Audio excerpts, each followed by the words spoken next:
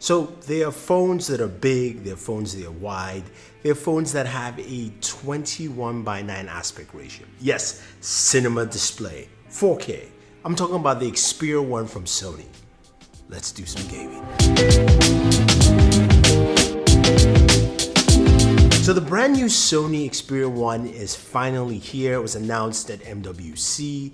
We saw it then, we didn't pay too much attention, but we have it in-house. This is a device that is truly different. It's got a 21:9 aspect ratio for a display. It is wide, it is cinema wide. It's wider than a lot of people's monitors out there.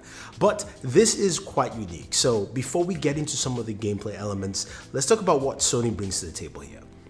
So first off, it's a 4K display, it's HDR ready, supports HDR. You actually have to switch to, of course, that cinema HDR content. You can go into your settings on the display. You can switch between and toggle between the different display settings. Of course, that will also conserve your battery life. That being said, 4K HDR display, lovely looking display. And when you look at it side by side with devices like the Galaxy S10 Plus, the OnePlus 7 Pro, you can see it's slightly taller than the OnePlus 7 Pro and also slimmer than both devices together. So you can see how thin it is. So which brings something quite interesting. It's a little bit difficult to get to the top of the device while you're using it if you were trying to navigate across.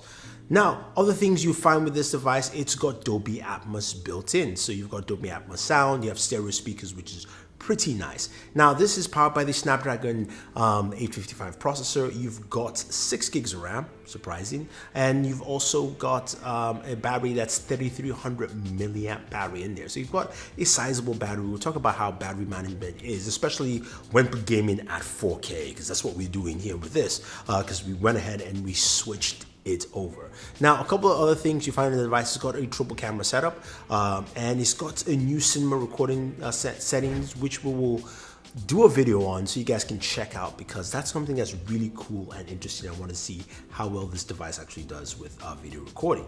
Now, there is no headphone jack at all, but you do have Dolby Atmos, you've got stereo speakers. So we're going to hear all that. We're going to jump into gaming. We're going to play a couple of games. We'll give you our heat temperatures, let you know what we've gotten from this, and we'll be playing a few for you to see here. So let's go ahead and get into some gameplay.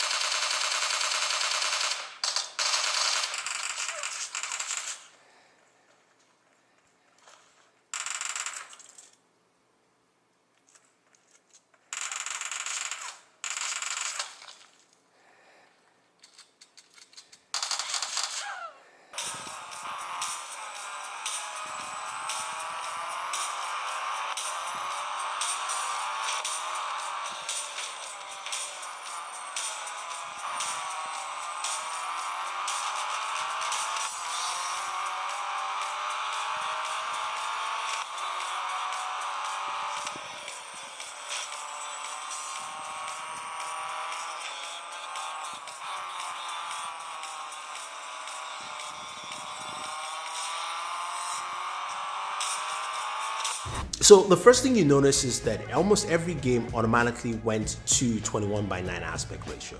I didn't have to do anything. It looks like it's fully supports that, which is nice. Now this is running Android 9. It looks like it's a close to stock Android experience when you're going through the UI. Very simple, very smooth, which is nice. Now you also notice while we were gaming, there was a pinkish floating bar. That is the game enhancer, which allows you to do screen recordings up to 1080p, and also make sure that you are maximizing your system, you're gaming to with the most processing power of your system. It's not too in-depth in terms of settings, but it's still nice. Now, the games themselves, they all ran really well. When we played Fortnite, we played PUBG, we played Asphalt 9, and even all the games like Real Racing 3, those handled well and ran really good. Real Racing 3 was the only game that didn't expand all the way to 21:9. Again, maybe that's because they haven't done an update for the game, but the newer games all came up to 21:9 and it ran well. In terms of temperatures, max temperature I got was about 97, what you're seeing on screen is about 96, but it ran really cool, which is what I liked. I couldn't play Call of Duty Mobile because the beta has ended, but hopefully when that comes out, I'll be able to do that for you guys to see. But I'm liking the performance here. Now, speaking of the battery, 3300. When we started gaming, it was about 88%. By the time we were done gaming for about 2 hours or so, we got about roughly 63%. So that 4K display does drain your battery life if you're gaming in 4K. Just to let you know what you're getting there. So hopefully you get a good idea of what it actually brings to the table. But this is really smooth, it is fast, and I like the overall performance. Also, the speakers are quite loud. You've got that haptic feedback built into it, giving you kind of like a rumble bass feel to the speakers as well.